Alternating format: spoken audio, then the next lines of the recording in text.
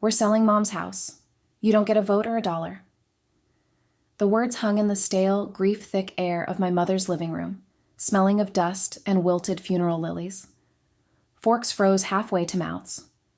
My Aunt Clara, a woman whose face was a permanent roadmap of disapproval, actually lowered her slice of honey-baked ham. The room went dead silent.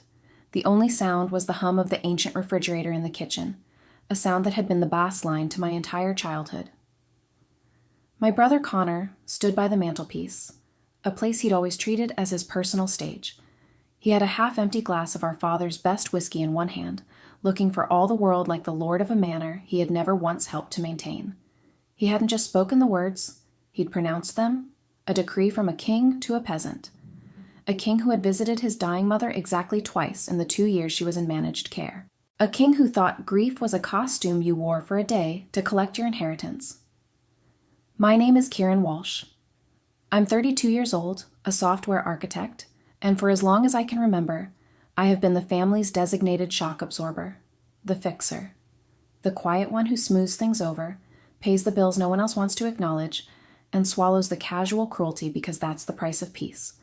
They called me the peacemaker, but a peacemaker is just someone who has been taught that their own discomfort is less important than everyone else's. They didn't know I was prepared. They didn't know that for every check I wrote, for every dismissive comment I endured, for every time I was told I was being too sensitive, I had been keeping score. Not in a journal, not in angry letters I'd never send.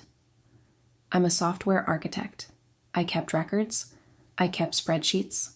I kept a quiet, cold, meticulously organized file folder that was about to change everything. If you've ever been treated like you don't matter by the very people who are supposed to hold you closest, hit that like button. If you've ever had to choose between your family and your own dignity, you understand the impossible weight of that decision. They thought I would just take it. They were wrong. They had forgotten one crucial detail. I was the one who had paid for everything, and I had the receipts. The pattern began so early, I can barely remember a time before it. Connor was the sun. I was a planet caught in his orbit, existing only to reflect his light or absorb his heat. He was the golden child, the one with the dazzling smile and the bottomless pit of needs. I was the responsible one, the quiet one, the one who was good with computers. That translated in our family's dialect to the one who can be relied upon and then ignored. Every time he had a brilliant idea for a startup that would change the world, it was my savings that provided the seed money. The artisanal dog biscuit delivery service in 2012, $12,000. The app that was meant to be the Uber for houseplants in 2015, $25,000. The cryptocurrency venture in 2018 that he swore was a sure thing. A catastrophic $50,000 that I had to pull from my 401k, a sin for which my financial advisor still hasn't fully forgiven me. Every time, he would paint a picture of our shared future, a glorious vista where we would both be rich beyond our wildest dreams. "Kieran, this is it," he'd say, his eyes shining with a sincerity that was as brilliant as it was hollow. "This isn't a loan. It's an investment in us." But when the ventures inevitably collapsed under the weight of his incompetence and lack of follow-through, the narrative would shift. It wasn't a failed investment. It was just money I had helped him out with. The us evaporated, and I was left with the silence of a depleted bank account. The total before Mom got sick was $340,000. I knew the number to the cent. I had a spreadsheet meticulously maintained with dates, transfer confirmations, and copies of the pleading text messages that had preceded each financial transfusion. "Kieran, I'm about to lose my apartment. Kieran, my car just got repossessed. Kieran, I just need $5,000 to tide me over. I swear I'll pay you back next month." Next month never came. My father, a man who believed in letting things be, was the chief enabler. "That's just Connor," he'd say with a sigh, as if my brother's chronic irresponsibility were a charming, unchangeable personality quirk, like being left-handed. "You're the stable one, Kieran. You can handle it. He needs the help." He never asked if I wanted to handle it. He never asked what it cost me. My stability wasn't a virtue to him. It was a resource to be tapped for his favored son. I rationalized it for years. I told myself I was doing it for my mother. She hated conflict. The slightest hint of discord would send a tremor of anxiety across her face, and I would do anything to avoid being the cause of that pain. So I paid. I smoothed things over. I played the part of the dutiful daughter and the endlessly forgiving sister. Keeping the peace was my second job, and it paid in the bitter currency of being taken for granted. I convinced myself that this was love, that this was family. A family where one person gives and the other takes, and everyone pretends it's a fair exchange. Then Mom got sick. It started slowly. A forgotten word here, a misplaced set of keys there. We all told ourselves it was just age, but the decline steepened, becoming an avalanche of confusion and fear. The diagnosis came on a cold Tuesday in October, a particularly aggressive form of dementia. The world tilted on its axis. The doctor spoke of long-term care, of mounting costs, of a future that looked nothing like the one we had imagined. We sat in a sterile conference room, the three of us, me, Connor, and my father. The financial advisor from the care facility laid out the numbers. They were staggering. $8,400 a month, $100,800 a year. My father, retired and on a fixed income, looked like he'd been punched in the gut. He stared at the glossy brochure as if it were an execution order. Connor, ever the performer, put on a show of deep concern. He ran his hands through his perfectly coiffed hair. He paced. He sighed heavily. God, this is just... It's unbelievable, he murmured, shaking his head. What are we going to do? The we was rhetorical. I knew it, my father knew it, and Connor certainly knew it. All eyes turned to me. I, the software architect with the six-figure salary. I, the stable one. I, the family's emergency fund. I'll cover it, I heard myself say. The words felt like stones in my mouth. I'll figure it out. My father sagged with relief. Oh, Kieran, thank you. We knew we could count on you. Connor clapped me on the shoulder, his touch light and meaningless. You're the best, sis. Seriously. We'll all chip in where we can, of course. Of course, was a lie. Over the next 2 years, I paid $201,600 for my mother's care. Every month, on the first of the month, I initiated a direct transfer of $8,400. It was more than my mortgage. It meant no vacations. It meant driving my 2010 sedan until the wheels fell off. It meant a constant, low-grade hum of financial anxiety that never fully went away. My father visited Mom every day, sitting with her, reading to her, holding her hand as she drifted further and further away. His contribution was time and love, and I never begrudged him that. It was a currency more valuable than money. Connor's contribution was negligible. In 2 years, he visited twice. The first time was about a month after she moved in. He breezed in wearing a new designer jacket, smelling of expensive cologne. He spent 5 minutes telling a barely lucid mom about a new opportunity he was chasing. Took a carefully framed selfie with her in the background, which he later posted on Instagram with the caption, "Spending quality time with the best mom in the world." Family first, and then told me he had to run to a meeting. As he was leaving, he pulled me aside in the hallway. "Hey," he said, his voice dropping to a conspiratorial whisper. "That crypto thing's about to pop. I just need another 10 grand to get in before it's too late. Think of it as an investment in Mom's future care." I stared at him. The sheer, unmitigated gall of it was breathtaking.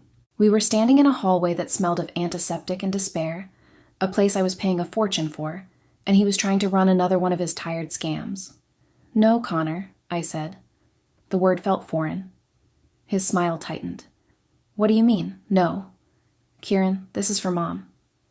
"No. All my money is for Mom, directly. There are no more investments."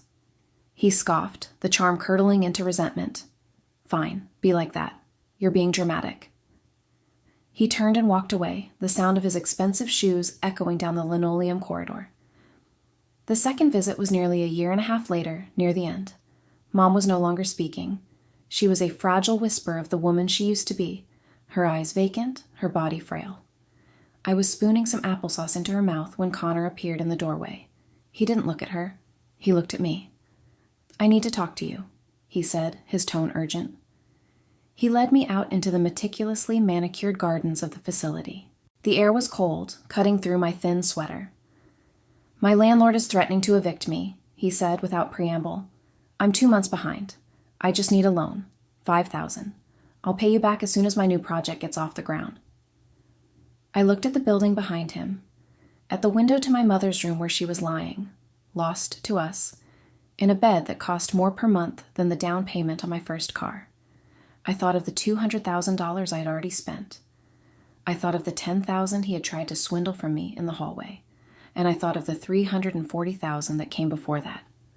Something inside me snapped. Not loud, not dramatic, just a clean, quiet break. It was the sound of a chain, stretched taut for 2 decades, finally giving way. The role I had been playing my entire life, the peacemaker, the enabler, the endless well of support, crumbled into dust. In its place was a cold, diamond-hard clarity. I saw him, really saw him, for the first time. Not as my brother, but as a parasite. A charming, handsome parasite that had been feeding on my love, my guilt, and my bank account for my entire adult life. I stopped caring about his approval. I stopped caring about keeping the peace. The only thing I cared about was the woman in that room and the dignity she deserved, even in her final days. No, I said. The word was flat, devoid of anger or argument. It was a statement of fact. He blinked, thrown off by the lack of emotion. Kieran, you don't understand.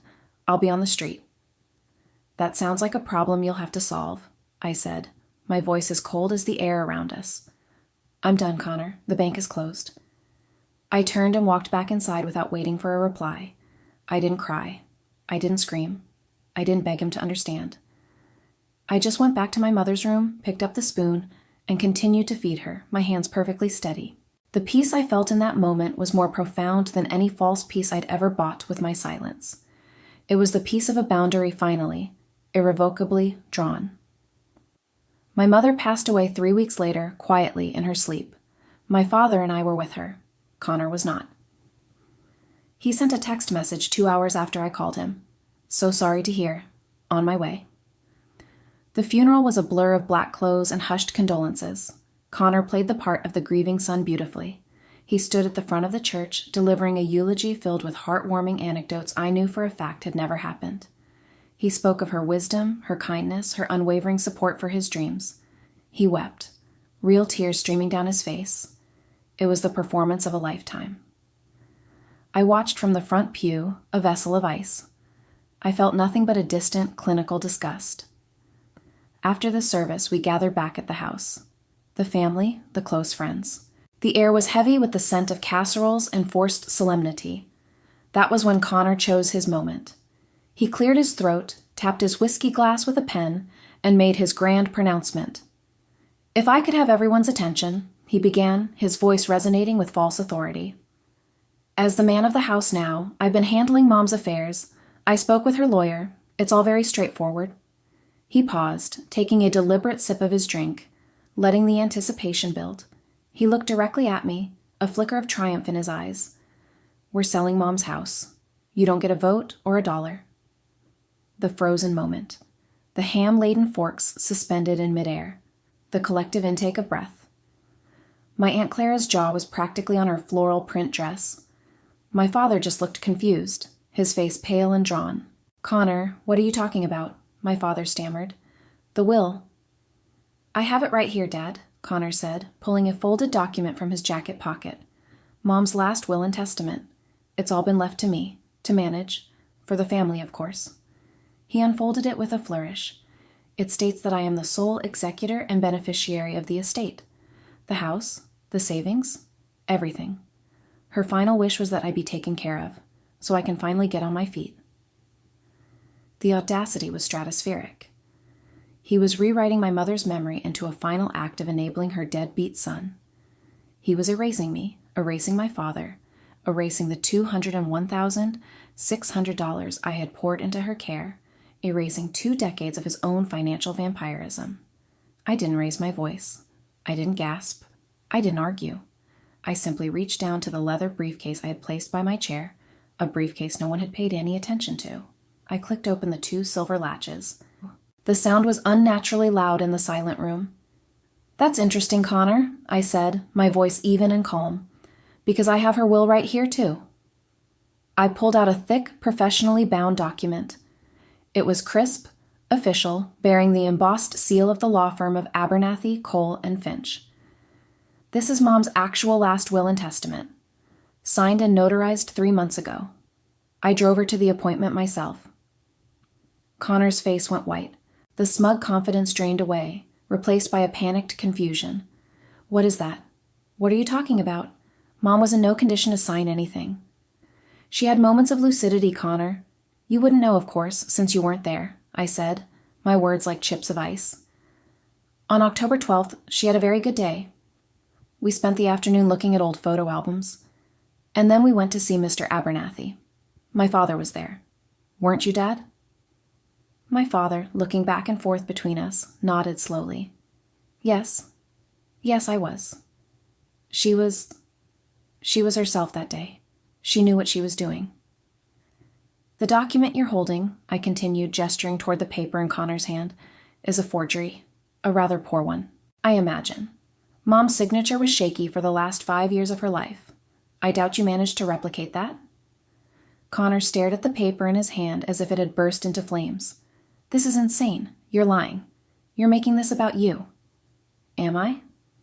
I reached back into my briefcase. Let's talk about the estate. Mom didn't have much left in savings, as you know. The house is the main asset, valued at around $700,000. I paused, letting the number sink in. Her real will, divides the estate as follows: 30% to my father. I looked at him, and he gave me a weak, grateful smile. And 70% to me. A wave of murmurs went through the room. Connor looked like he was going to be sick. 70%? That's not fair. We're family, after everything I've been through. Let's talk about everything you've been through, I said, my voice dropping lower, colder. I pulled out another document from my briefcase. It was a thick printed spreadsheet, my masterpiece. The will contains a codicil, a special provision Mom insisted on. It stipulates that any significant financial gifts given to her children during her lifetime should be considered an advance on their inheritance and deducted from their share of the estate. I let my eyes sweep across the room, then landed them squarely on my brother.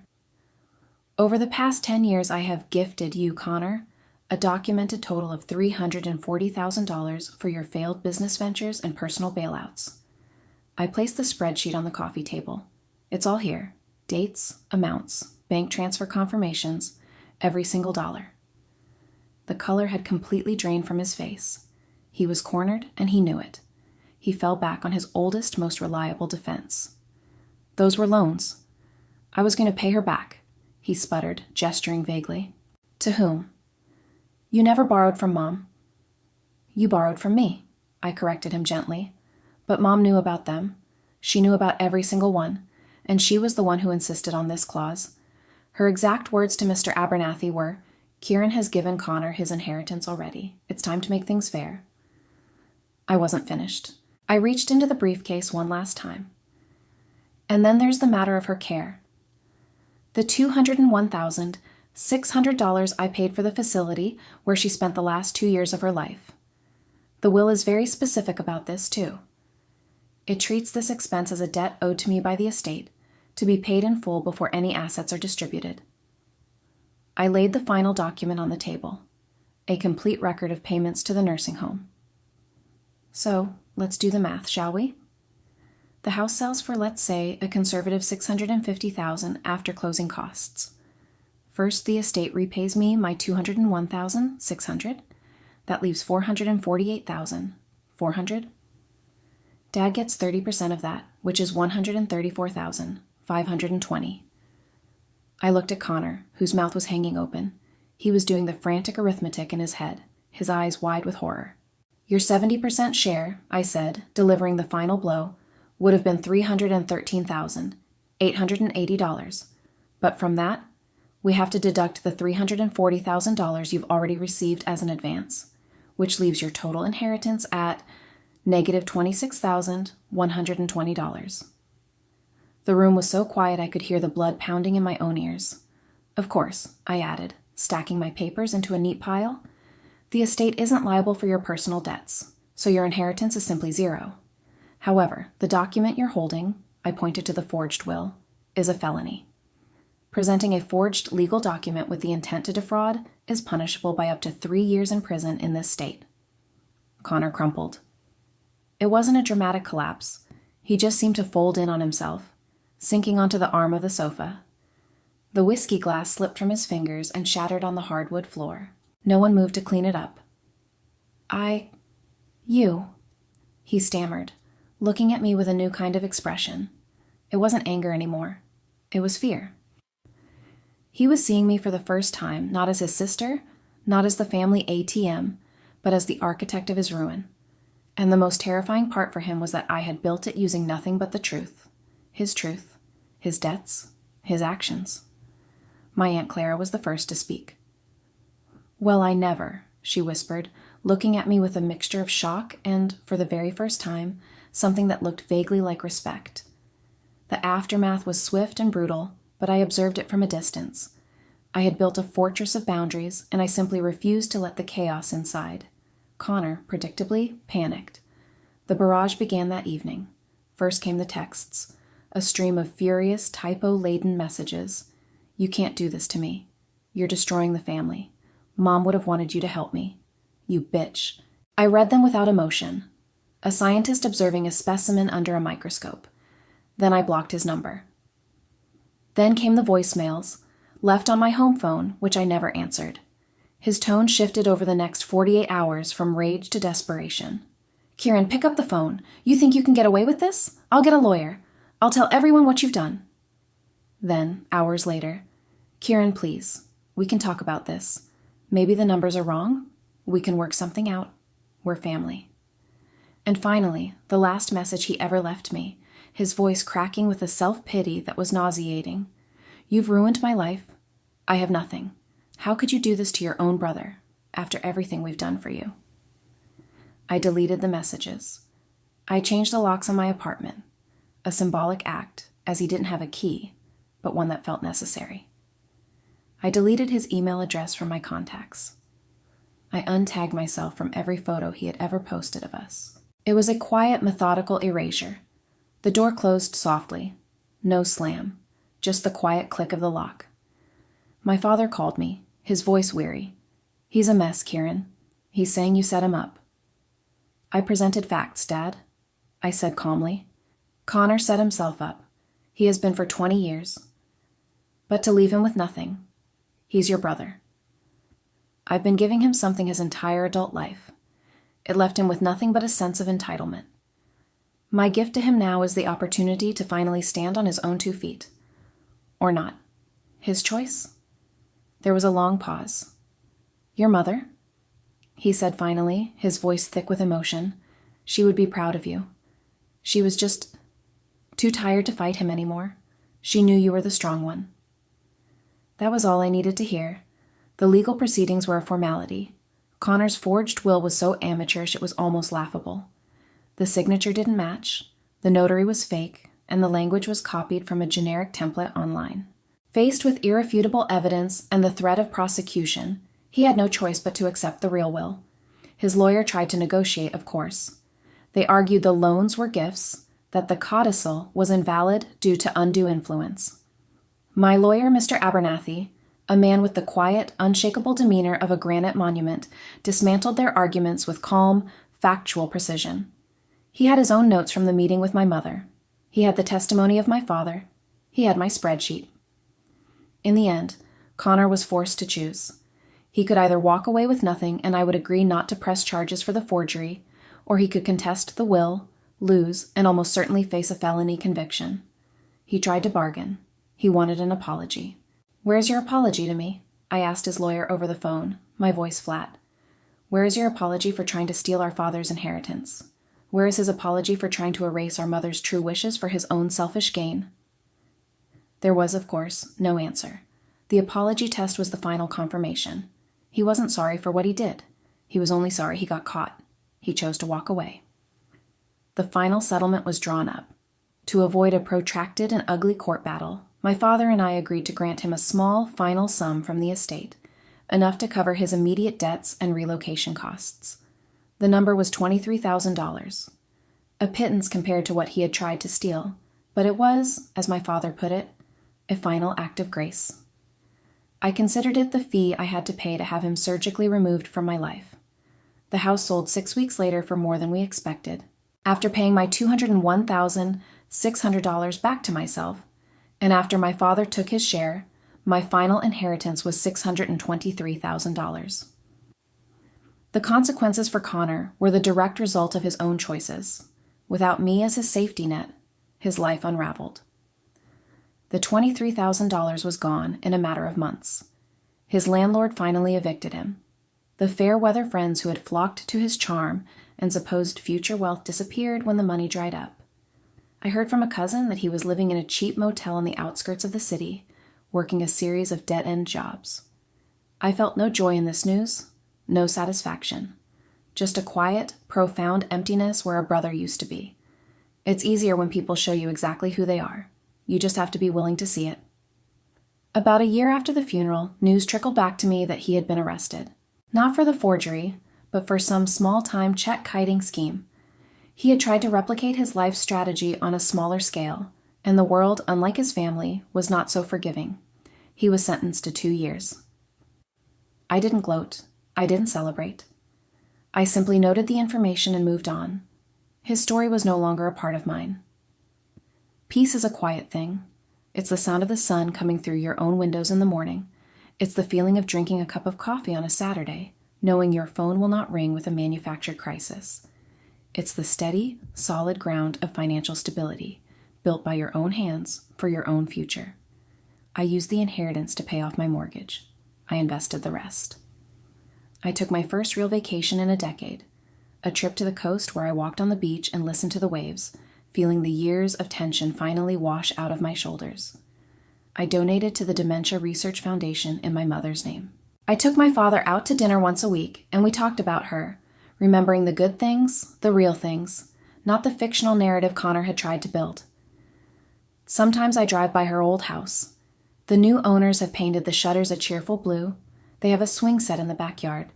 It's just a house now, a collection of wood and nails holding memories that belong only to me. It no longer holds any pain. Respect is not an obligation. It is not something you are owed by virtue of a shared bloodline. It is earned.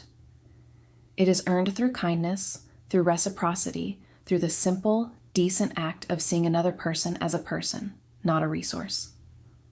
Family is not a suicide pact where one person is expected to set themselves on fire to keep another person warm. Real family shelters you from the cold. I chose my own peace. I chose my father's dignity. I chose to honor my mother's real legacy. I chose us. And I have never, not for 1 second, looked back. The silence in my life now is not the tense, waiting silence of a room about to erupt in conflict. It's the deep, restorative silence of a life lived on my own terms. And it is the most beautiful sound in the world.